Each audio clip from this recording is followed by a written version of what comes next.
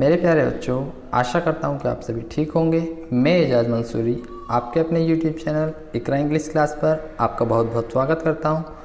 बच्चों, आज हम पढ़ेंगे लेसन 2 की ग्रामर पार्ट के पीछे दी हुई एक्सरसाइज। तो बिना किसी देरी के चलिए शुरू करते हैं। दिया है रीड एंड लर्न, पढ़ो और सीखो। रीड यानी पढ़ना, लर्न यानी सीखना। नीचे कुछ शब्द दिए हैं, इनके अर्थ देखते हैं। पहला है बार्गेन। बार्गेन यानी क्या होता है बच्चों? मोल भाव करना। कोई भी चीज़ लेते हैं तो हम मोल भाव करते हैं, उसको बोलते हैं बार्गेन। फेरी यानी परी। प्रीटी यानी सुंदर। एक्सचेंज यानी अदला बदली करना। ए लॉट ऑफ यानी बहुत अधिक संख्या में। केटल यानी मवेशी या पशु। एंजल यानी देवदूत या फरिश्ता। एफ यू यानी थोड़ा या कुछ। यार्ड यानी गज या कदम। डिसाइड यानी निश्चय करना। कोल्ट यानी घोड़े का बच्चा। फोडर यानी चारा। डिलीशियस यानी स्वादिष्ट। अ हर्ड ऑफ केटल यानी मवेशियों या पशुओं का झुंड। ले एग्स यानी अंडे देना। तो बच्चों, अगला प्रश्न देखते हैं। फिर आगे है क्वेश्चन आंसर। ये सारी क्वेश्चन आंसर हमने करा ही दिए हैं। आपको क्वेश्चन आंसर वाला वीडियो देखना है तो आप इस वीडियो के डिस्क्रिप्शन में उसकी लिंक दी है, वहाँ से देख सकते हैं, या चैनल की प्लेलिस्ट में जाकर भी क्वेश्चन आंसर वाला वीडियो देख सकते हैं। अगला क्वेश्चन है बच्चों, tick the correct answer true और फॉल्स। सही विकल्प पर चिन्ह लगाइए, ट्रू या फॉल्स का। अब यहाँ पे देखो दो ऑप्शन दिए है, टी और एफ। टी का मतलब होता है ट्रू यानी सही, फॉल्स यानी एफ का मतलब फॉल्स यानी गलत। या इससे अच्छा है आप अपनी कॉपी में क्या करो, जो वाला प्रश्न सही रहेगा उसके सामने टी लिखना है और जो गलत रहेगा उसके सामने एफ लिखना है। टी मतलब ट्रू यानी सही, एफ मतलब फॉल्स यानी गलत। तो प्रश्न पढ़ते हैं। ये प्रश्न का मतलब है सही और गलत को चुनना है। ये नीचे दिए गए वाक्य सही है या गलत है। पहला है भोलाज वाइफ वास आशा। भोला की पत्नी का नाम आशा था क्या बच्चों? नहीं, भोला की पत्नी का नाम तो शांति था। तो यह कौन सा है? गलत है। तो इसमें ये एफ वाला आ जाएगा। एफ मतलब फॉल्स है। ये इसके सामने आपको एफ लिखना है इस तरह से। फिर दूसरा है Bhola spend little money for feeding his horse. Bhola अपने घोड़े को खिलाने में कम पैसे खर्च कर रहा था क्या? नहीं, वो तो बहुत अधिक पैसे खर्च हो रहे थे उसमें। ये भी फॉल्स यानी गलत है। अगला है बच्चों, his wife loved to eat mango chutney. Bhola की पत्नी को आम की चटनी पसंद थी क्या? हाँ, उसको आम की चटनी पसंद थी, तभी तो उसने आम की टोकरी ली थी उस लड़की से। इसका आएगा टी मतलब ट्रू, यह है सही है। ये दोनों में से आपको एक लिखना है, या तो टी या एफ। अगला देखो, चौथा है the girl had a basket full of green mangoes. लड़की के पास एक आम से भरी हुई टोकरी थी क्या? यस, हाँ थी उसके पास। तो यह जाएगा ट्रू, यह सही है, इसमें टी आएगा। पांचवा है Bhola gave the sheep to the girl in exchange for her green mangoes. Bhola ने उस लड़की से हरे आम के बदले में अपनी भेड़ दी थी क्या? ये तो गलत है बच्चों, क्योंकि भोला ने उस लड़की को मुर्गी दी थी और उससे हरे आम की टोकरी ली थी। तो ये एफ आएगा इसमें, यह गलत है, फॉल्स। अगला देखते हैं बच्चों। अगला क्वेश्चन है वर्ड पावर यानी शब्द शक्ति। Right one word for these. नीचे दिए गए वाक्यों के लिए एक शब्द लिखिए, मतलब अनेक शब्दों के लिए एक शब्द। देखिए इसको किस तरह करते हैं। पहला दिया है one who trains a horse. एक जो हॉर्स को ट्रेनिंग देता है, घोड़ों की देखरेख करता है या घोड़ों की ट्रेनिंग देता है, उसको क्या बोलेंगे बच्चों? उसको बोलेंगे हॉर्स ट्रेनर, है ना। एक जो घोड़ों की ट्रेनिंग देता है या घोड़ों की देखरेख करता है उसको हॉर्स ट्रेनर बोलेंगे। जैसे भोला था ना हॉर्स ट्रेनर, भोला ने घोड़ों की देखभाल करता था। One who looks after sheep. एक जो भेड़ों की देखरेख करता है। अब भेड़ों की देखरेख करता है उसको क्या बोलते हैं? शेफर्ड यानी गडरिया।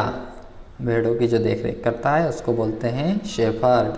शेफर्ड मतलब होता है गडरिया, भेड़ चराने वाला या भेड़ों की देख रेख करने वाला।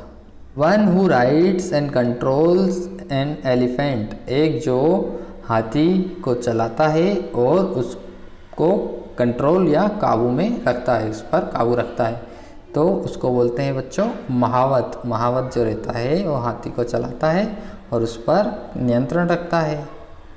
आपने देखा होगा गांव में जो लोग हाथी लाते हैं वो बाबा टाइप दिखते हैं, वो उनको बोलते हैं महावत। वो हाथी को चलाते हैं, उस पर बैठकर उसको निर्देश देते हैं तो वो उस हिसाब से हाथी चलता है। The person who controls wild animals in circus, वह व्यक्ति जो सर्कस में जंगली जानवरों पर काबू रखता है, नियंत्रण रखता है, उसको क्या बोलते हैं बच्चों? उसको बोलते हैं रिंग मास्टर। रिंग मास्टर यानी आपने देखा होगा कभी कभी मेले में वो सर्कस वाले आते हैं, वो करतब दिखाते हैं, तो उनके पास जंगली जानवर भी रहते हैं कभी कभी मेले में, शेर वगैरह, उनसे वो करतब दिखाते हैं तो उन पर वो कंट्रोल रखते हैं, उन पर नियंत्रण रखते हैं। उस व्यक्ति को क्या बोलते हैं? रिंग मास्टर, जो पूरे उस जंगली जानवर पर नियंत्रण रखता है। अगला प्रश्न देखते हैं बच्चों। अगला क्वेश्चन है मैच द टू कॉलम्स, दो स्तंभों को मिलाइए। अब ये क्या है? ये है सही जोड़ी, आपको सही जोड़ी मिलाना है। पहला दिया है ए हर्ड ऑफ, एक झुंड, इसके सामने वाला ही आएगा ए हर्ड ऑफ कैटल, एक पशु या मवेशियों का झुंड। इस पर मैं 1 नंबर डाल देता हूँ। फिर है दूसरा ए बंच ऑफ, एक गुच्छा। गुच्छा किसका रहता है बच्चों? गुच्छा रहता है अंगूर का। इस पे नीचे आइए, 3 ऊपर दिए हैं और 3 नीचे दिए हैं। गुच्छा रहता है अंगूर का।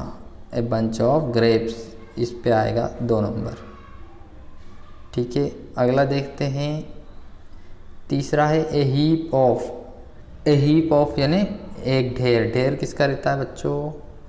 नीचे देखते हैं अपन, इसका आएगा stones, A heap of stones. इसमें 3 नंबर डाल देता हूँ, ये तीसरे का है।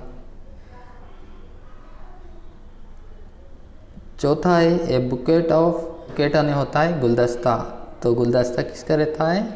फ्लावर्स यानी फूलों का। इसके सामने वाला ही आएगा, इस पे 4 नंबर डाल देता हूँ।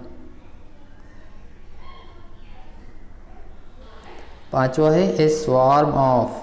स्वार्म यानी होता है मधुमक्खियों का झुंड। अब इसका ऊपर देखते हैं, इसका ये आएगा बीज यानी मधुमक्खी, एक मधुमक्खियों का झुंड। ये आ जाएगा 5वें का, ये अपना 5 नंबर हो जाएगा।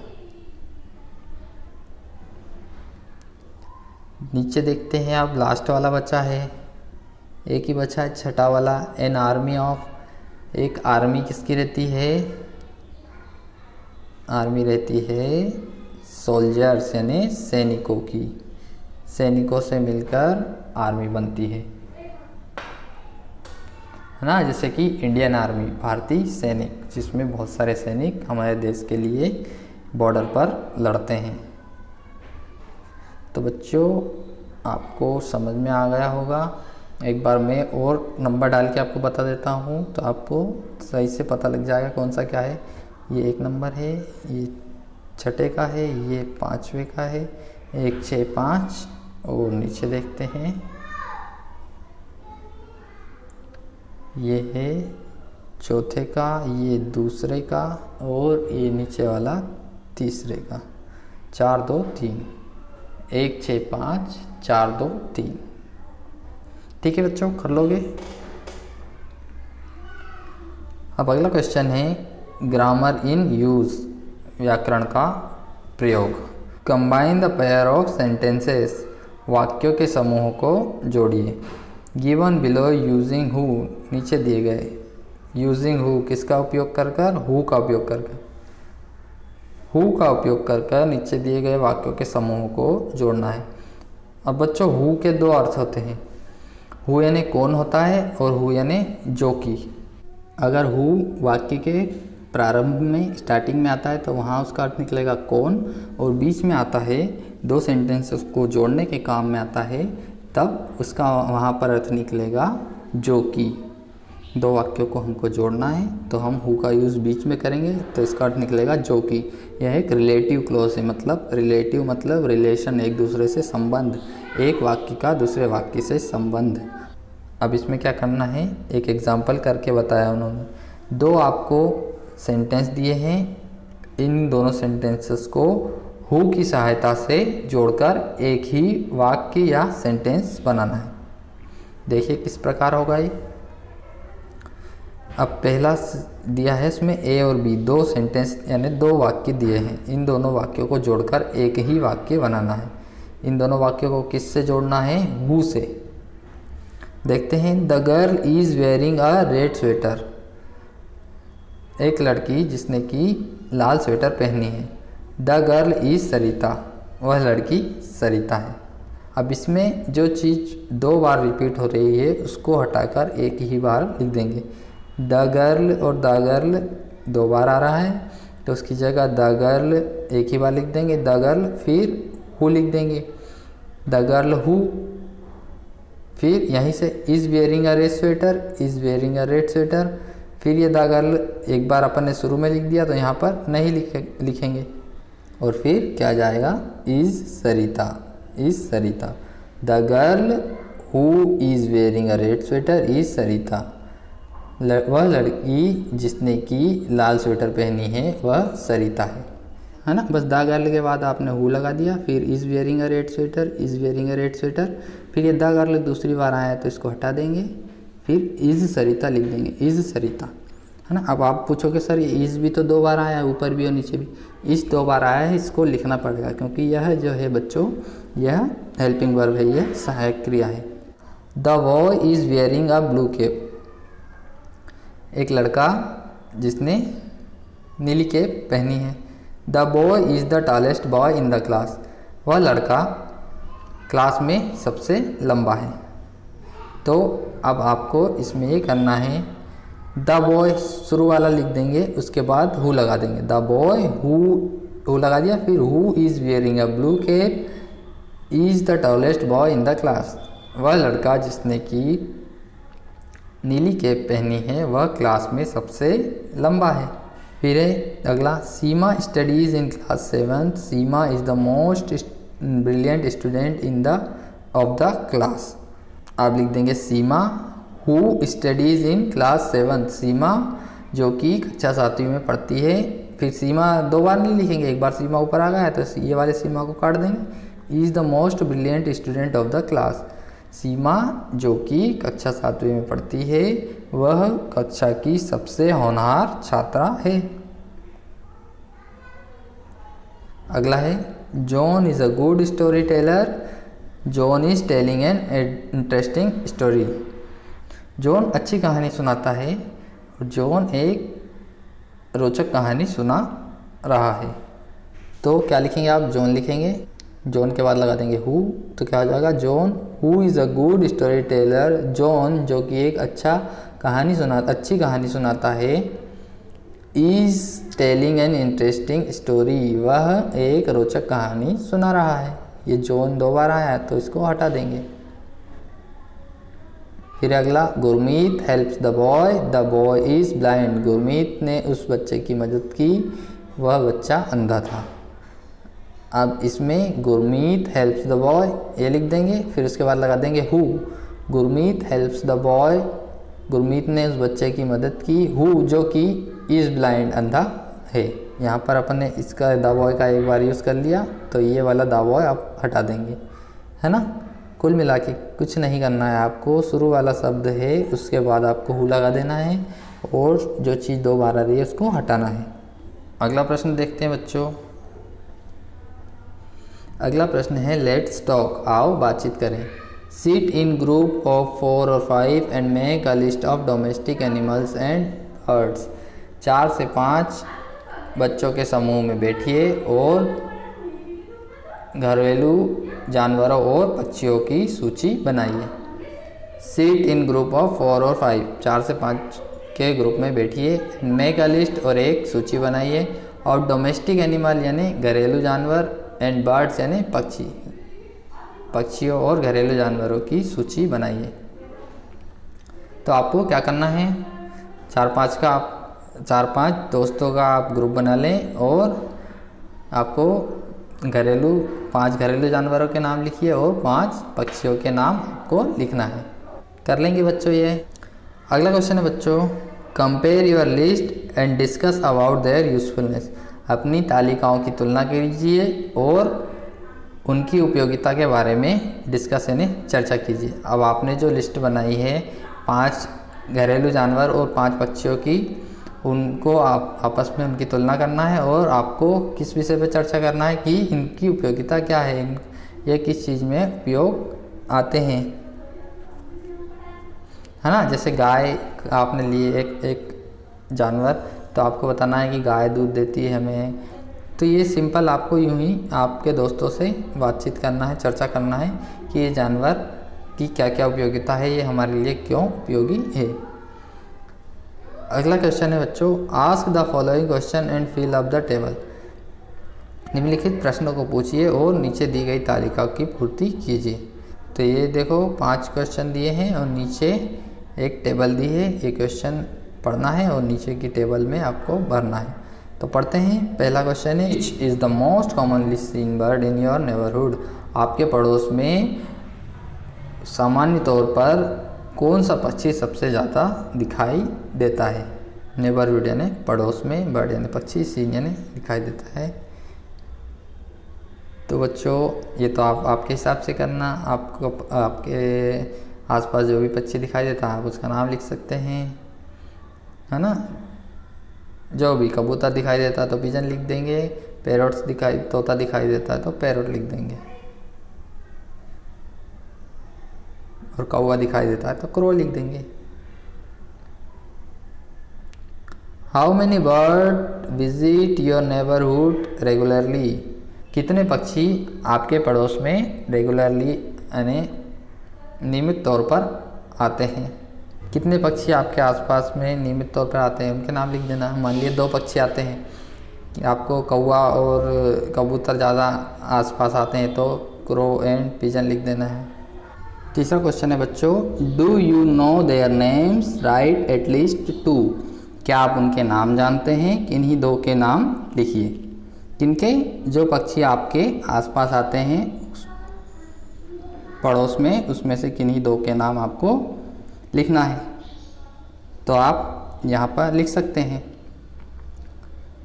एक नाम यहाँ लिख दें आप, एक नाम यहाँ लिख दें, है ना। ये बर्ड्स वाला कॉलम है, इसमें सभी पक्षियों के नाम आएंगे, और ये एनिमल्स वाला कॉलम है, इसमें सभी जानवरों के नाम आएंगे। जानवर वाले क्वेश्चन में से करेंगे तो इसमें लिख देंगे, और पक्षी वाला क्वेश्चन प्रश्न रहेगा तो इसमें नाम आ जाएंगे। यहाँ पर पक्षियों के नाम आएंगे, यहाँ पर जानवरों के नाम आएंगे। अगला प्रश्न देखते हैं बच्चों। अगला प्रश्न है, which animals are seen near or in your home. आपके घर के आसपास कौन से जानवर दिखाई देते हैं। नीचे इस टेबल में आपको लिखना है आपके घर के आसपास कौन कौन से जानवर दिखाई देते हैं।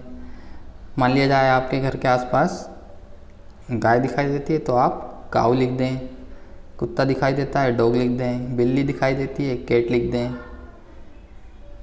है ना। इस तरह से आप जानवरों के नाम इसमें लिखना है जो भी आपके घर के आसपास आपको दिखाई देते हैं।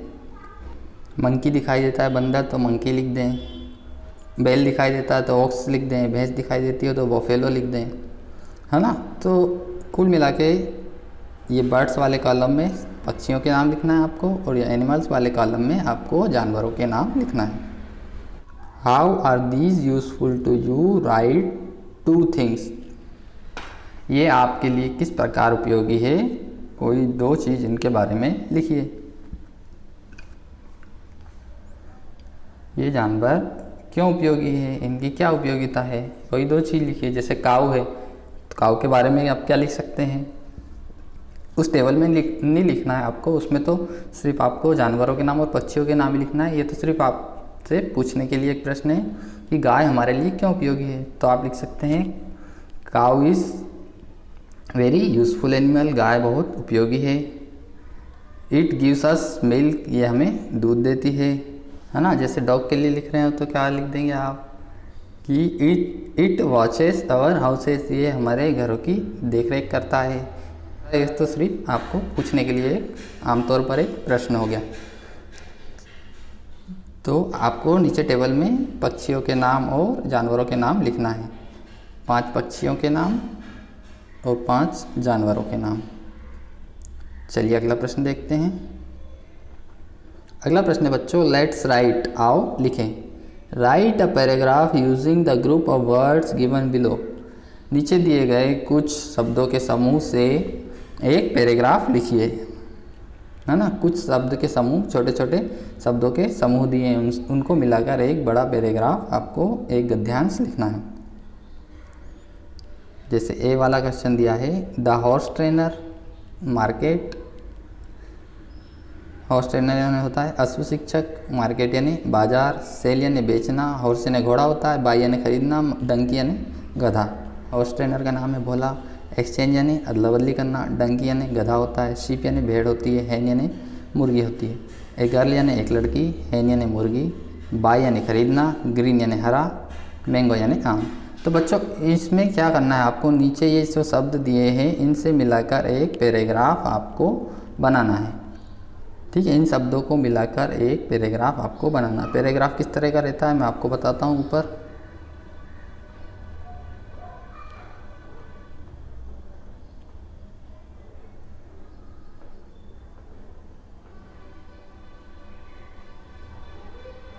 ये देखिए इस तरह का पैराग्राफ ये आपको दिखाई दे रहा है। मान लीजिए यहाँ से यहाँ तक, है ना। तो आपको पूरा कंप्लीट सेंटेंस बनाकर उनको पैराग्राफ में बनाना है। सेंटेंस को जोड़कर एक पैराग्राफ बनाना है। इस तरह से पैराग्राफ मतलब लाइन बाय लाइन कोई चीज़ व्यवस्थित तरीके से लिखी रहती है, इसको बोलते हैं पैराग्राफ, है ना। तो एक प्रश्न तो ये है, इसके बारे में पैराग्राफ बनाना है। और एक बी वाला प्रश्न है, right a paragraph about mangoes, आम के बारे में एक पैराग्राफ लिखिए यूजिंग द फॉलोइंग क्लूज। नीचे कुछ क्लू दिए गए हैं आपको, उनकी सहायता से आम के ऊपर एक पैराग्राफ लिखना है। मतलब निबंध टाइप ही होता है, आम के बारे में आपको लिखना है।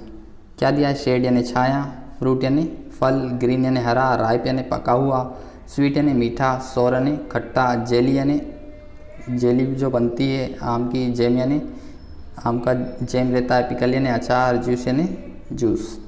बच्चों ये आपकी परीक्षा में, वार्षिक परीक्षा में 5 नंबर का आता है ना। जैसे आपको बोल दिया कि ट्री, पेड़ के ऊपर पैराग्राफ लिखिए, नीचे कुछ शब्द दिए रहेंगे उनकी सहायता से। या आपको बोल दिया जाएगा कि बर्थडे पार्टी के ऊपर पैराग्राफ लिखिए, नीचे कुछ शब्द दिए हैं उनकी सहायता से। तो ये जो प्रश्न है मैं आपको अच्छी तरीके से एक अलग से वीडियो बनाकर समझा दूंगा, क्योंकि यहाँ पर इसको समझाने के लिए यहाँ पर जगह नहीं है। इसमें मुझे लिखकर बताना पड़ेगा कि किस तरह से ये होगा। ये छोटी छोटी जो चीज़ें दी है इनको किस तरह से अपन बड़ा कर एक सेंटेंस बनाएंगे और सेंटेंसों को जोड़कर, वाक्यों को जोड़कर एक पैराग्राफ बनेगा। तो ये जो प्रश्न है इसको मैं एक अलग से वीडियो में व्यवस्थित तरीके से बच्चों आपको समझाऊंगा, क्योंकि यह हमारी परीक्षा में 5 नंबर का आता है। अभी इसके बाद आपको एक पेपर की कटिंग दिखाई देगी, उसमें यह दिखाई देगा यह प्रश्न कि किस तरह से परीक्षा में, वार्षिक परीक्षा में प्रश्न आता है। यह पिछले साल 2019 का वार्षिक परीक्षा का पेपर है, इसमें प्रश्न पूछा गया है। तो आप देखिए कि इसमें पेड़ के बारे में पूछा गया है, ट्री के ऊपर लिखना है अपने को पैराग्राफ, नीचे कुछ शब्द दिए हैं उनकी सहायता से। तो बच्चों मैं ये प्रश्न बहुत अच्छी तरीके से एक अलग से वीडियो बनाकर आपको समझा दूंगा, क्योंकि यहाँ पर अब जगह भी नहीं है लिखने की, इसलिए इसको व्यवस्थित तरीके से पूरी चीज़ों को लिखकर पैराग्राफ बनाकर आपको बताना पड़ेगा कि किस तरह से पैराग्राफ बनता है इन छोटी छोटी चीज़ों से, है ना। जैसे मार्केट है तो वोला वेंट टू मार्केट, सेल है तो टू सेल द हॉर्स, है ना। इस तरीके से पूरा पैराग्राफ बनेगा। तो इस प्रश्न को हम एक अलग सेपरेट वीडियो में अच्छी तरीके से समझेंगे। चलो देखते हैं अगला प्रश्न। अगला 7वां प्रश्न है, लेट्स डू इट, आओ इसे करें। Read the following sentence and write them using should. नीचे दिए गए वाक्यों को पढ़िए और उन्हें शुड की सहायता से फिर से लिखिए। रीराइट यानी फिर से लिखिए, यूजिंग शुड यानी शुड की सहायता से, शुड का यूज़ करके उन्हें फिर से लिखना है। शुड का अर्थ होता है बच्चों चाहिए। तो देखते हैं पहला सेंटेंस उन्होंने करके बताया है, क्या दिया है, प्लांट न्यू ट्रीज, नए पेड़ लगाइए। तो यहाँ पर लिखेंगे we should plant new trees, हमें नए पेड़ लगाना चाहिए, है ना। शुड का यूज़ कर लिया हमने यहाँ पर, ये देखो शुड, वी यानी हमें, वी यानी हमें, शुड यानी चाहिए, प्लांट यानी लगाना, न्यू यानी नए, ट्रीज यानी पेड़, हमें नए पेड़ लगाना चाहिए। तो अगला देखते हैं, नेवर कट ग्रीन ट्रीज, पेड़ों को नहीं काटना चाहिए। तो इसका हम क्या बनाएंगे, हमें पेड़ों को नहीं काटना चाहिए। वी शुड लिख देंगे यहाँ पर, वी शुड, वी शुड लिख दिया। फिर नेवर कट ग्रीन ट्रीज, इसके आगे नेवर कट ग्रीन ट्रीज लिखना है। नेवर का एन स्मॉल हो जाएगा क्योंकि हमने वी से स्टार्ट कर दिया, वी का डब्ल्यू कैपिटल रहेगा, बड़ा रहेगा, और नेवर का एन स्मॉल हो जाएगा, छोटा हो जाएगा। We should never cut, we should never cut green trees यहाँ पर आ जाएगा, हमें हरे पेड़ों को नहीं काटना चाहिए। फिर do not hurt animals and birds, पक्षियों और जानवरों को नुकसान नहीं पहुंचाना चाहिए। हर्ट यानी नुकसान पहुंचाना। तो यहाँ पर लिख देंगे we should not hurt animals and birds. ठीक है, वी शुड तो आ ही जाएगा, ये डू को आपको हटा देना है, बाकी फिर not hurt animals and birds, we should यहाँ आ जाएगा, और not hurt animals and birds, हमें पक्षियों और जानवरों को नुकसान नहीं पहुंचाना चाहिए, है ना। ये डू किस लिए इसलिए नहीं लिखा क्योंकि यहाँ पर शुड हेल्पिंग वर्ब, शुड जो मॉडल वर्ब है वो पहले से यूज़ हुई है, और ये डू जो है ये भी वर्ब है, हेल्पिंग वर्ब। तो एक साथ दो वर्ब हम यूज़ नहीं कर सकते, इसलिए हमने शुड का यूज़ कर लिया है, तो डू नहीं आएगा। अगला है don't be cruel to animals, हमें जानवरों के साथ निर्दयी या क्रूर व्यवहार नहीं करना चाहिए। तो यहाँ पर लिखेंगे हम वी शुड लिख दिया, we should not be cruel to animals. ये डोंट में क्या लगा है, डू और नॉट, जो ऊपर पूरा डू नॉट लिखा है और नीचे उसका शॉर्ट फॉर्म लिख दिया है। डू और नॉट मिलके क्या हो जाएंगे, डोंट। तो इसमें डू अलग है और नॉट अलग है, तो अपने को डू हटा देना है, नॉट रहने देना है। यहाँ लिख देंगे वी शुड और फिर not be cruel to animal, not be cruel to animal, हमें जानवरों के साथ क्रूर या निर्दयी व्यवहार नहीं करना चाहिए। पांचवा है बच्चों फीड अवर पेट्स प्रॉपरली, हमें अपने पालतू जानवरों को अच्छी तरह से खिलाना चाहिए। फीड यानी खिलाना।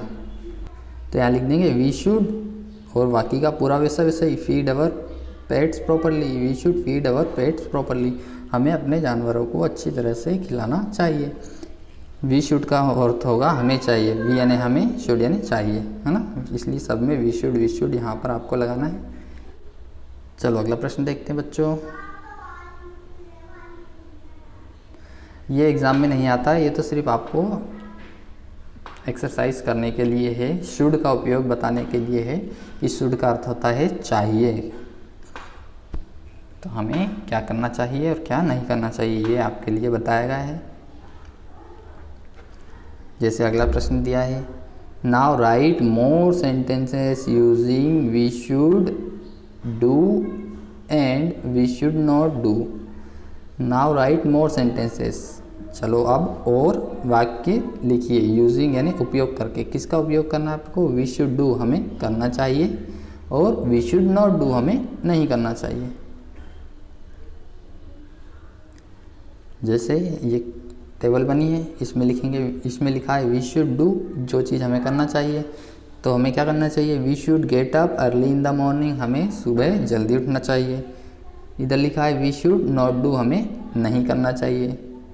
तो we should not get up late in the morning, हमें देर से नहीं उठना चाहिए। दूसरा क्या लिख सकते हैं बच्चों, वी शुड ओबे अवर पेरेंट्स, हमें हमारे माता पिता का आदर करना चाहिए, उनकी आज्ञा माननी चाहिए। इधर लिख सकते हैं we should not cut trees, हमें पेड़ों को नहीं काटना चाहिए। यहाँ पर लिख सकते हैं we should brush our teeth daily, हमें हमारे दांतों को रोज़ाना साफ़ करना चाहिए। रोज़ाना हमारे दांतों को हमें रोज़ ब्रश करना चाहिए। यहाँ पे लिख सकते हैं वी शुड नॉट एब्यूज़, हमें गाली नहीं देना चाहिए। गाली देना बुरी बात है बच्चों, तो इसमें जो चीज़ हमको नहीं करना चाहिए वो ये वाले कॉलम में लिखना है। वी शुड नॉट एब्यूज़, हमें गाली नहीं देना चाहिए। यहाँ लिख सकते हैं we should take bath every day, हमें प्रतिदिन नहाना चाहिए। इसमें लिख सकते हैं we should not tell a lie, हमें झूठ नहीं बोलना चाहिए। यहाँ लिख सकते हैं we should respect our teachers, हमें हमारे शिक्षकों का सम्मान करना चाहिए। इसमें लिख सकते हैं वी शुड नॉट फाइट, हमें लड़ाई झगड़ा नहीं करना चाहिए। ठीक है, और आपको और कुछ चीज़ें ध्यान में आ रही हो तो आप वो भी लिख सकते हैं। We should pray to God, हमें भगवान से प्रार्थना करनी चाहिए, है ना। जो भी आपके माइंड में अगर कुछ इसके अलावा और कुछ आ रहा है तो आप वो लिख सकते हैं। जो चीज़ आपको करनी चाहिए वो आपको इस कॉलम में लिखनी है, और जो चीज़ आपको नहीं करनी चाहिए वो आपको यहाँ पर लिखनी है।